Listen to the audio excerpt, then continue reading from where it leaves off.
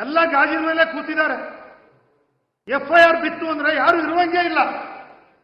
BJP Ashok ಅವರು ಇರುವಂಗಿಲ್ಲ, Janata Dal ಇರುವಂಗಿಲ್ಲ, Congress ಇರುವಂಗಿಲ್ಲ. FIR ಬಿದ್ದಟ್ಟಿಗೆ ರಾಜೀನಾಮೆ ಕೊಡಬೇಕು ಅಂದ್ರೆ ಸಿದ್ದರಾಮಯ್ಯನವರ ಅನಿರೀಕ್ಷಿತ ಘಟನೆ, ಆಕಸ್ಮಿಕ ಘಟನೆ, ಇದನ್ನ ರಾಜ್ಯಪಾಲರು ಇನ್ವೆಸ್ಟಿಗೇಷನ್ ಮಾಡಿ ಅಂತ ಹೇಳಿದ್ರು.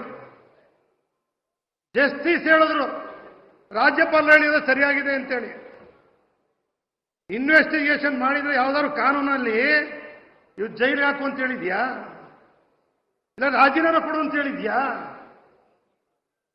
ಇಲ್ಲಿ ಯಾರು ರಾಜೀನಾಮೆ ಕೊಡು ಅಂತ ಹೇಳಿದ್ಯಾ ಕೋರ್ಟು? ಇಲ್ಲ ರಾಜ್ಯಪಾಲರು ಹೇಳಿದಾರ? ಇಲ್ಲ ಜೈಲು ಯಾಕೆ ಅಂತ ಹೇಳಿದಾರೆ? ಬೇರೆ ಕೆಲಸ ಮಾಡ್ಲಿಕ್ಕೆ ಅಭಿವೃದ್ಧಿ ಕೆಲಸಗಳು ಈ ರಾಷ್ಟ್ರ, ಕೇಂದ್ರ, ರಾಜ್ಯದವ್ರಿಗೆ ಮಂತ್ರಿಗಳಾದ್ಮೇಲೆ ಈ ರಾಜ್ಯದ ನಾಡಿನಲ್ಲಿ ಗೌರವಯುತವಾದ ನಮ್ಗೆ ಎಷ್ಟು ಗೌರವ ಇದೆ, ಎಷ್ಟು ಜವಾಬ್ದಾರಿ ಇದೆ ಅನ್ನೋದನ್ನೇ ಅರ್ಥಗಳದೆ ಈ ರೀತಿ ಪ್ರತಿನಿತ್ಯ ಅವ್ರು ಒಳ್ಳೆ ಕೆಲಸಗಳನ್ನೆಲ್ಲ ಬದಿಗೊತ್ತಿ ಮಾಡ್ಬಿಟ್ಟಿದ್ದಾರೆ.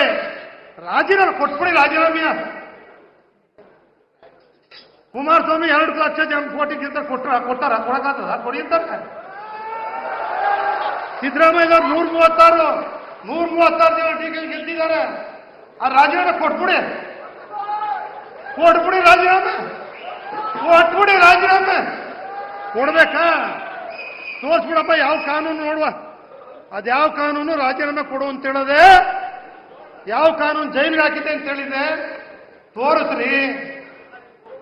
ರಾಜ್ಯದಲ್ಲಿ ಏನು ನೋಡ್ಬೇಕಾಗಿದೆ? ರಾಜ್ಯ ಏನು ನೋಡ್ಬೇಕು ಜನ? ಕರ್ನಾಟಕ ಭಾರತ ದೇಶಕ್ಕೆ ಮಾದರಿ ರಾಜ್ಯ ಇಂಥದ್ದೆಲ್ಲ ನೋಡಿಲ್ಲ. ಮಹಾನ್ ಪುರುಷರಿದ್ರು, ಆದರ್ಶ ವ್ಯಕ್ತಿಗಳಿದ್ರು. ಕಾಂಗ್ರೆಸ್ ಅನ್ನು ಮೈಸೂರಿನವರೇ ಕಟ್ಟವ್ರೆ, ದಳನೂ ಇಲ್ಲಿಂದಲೇ ಹುಟ್ಟಿದೆ. ನೀವೆಲ್ಲರೂ ಕೂಡ ಜನಗಳಿಗೆ ಸೇವೆ ಮಾಡೋದು ಬಿಟ್ಬಿಟ್ಟು ಕೆಲಸ ಮಾಡೋಕ್ಕಾಗದೆ ಅವ್ರ ಮೇಲೆ ದಿನಕ್ಕೆ 3 ಪ್ರೆಸ್